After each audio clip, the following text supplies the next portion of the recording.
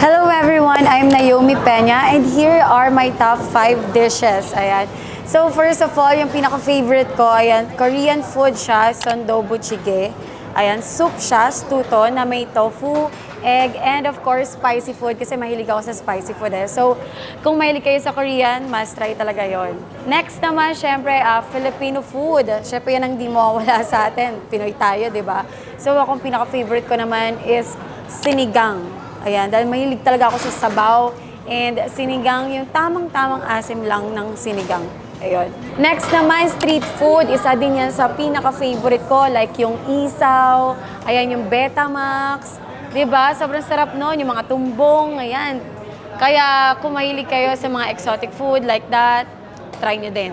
Okay, pang-apat ko, dahil foodie talaga ako and sobrang hilig ko din sa balot. Ayan, exotic food yan talaga, balot. And ako kasi na-try ko na kumain ng napakadaming balot eh. Like isang tray ng balot, kaya kong ubusan ganon. So, okay din yan. And last naman ay Japanese food. Ayan, isa din sa favorite ko na kinakain ko na hindi talaga ako magsasawa.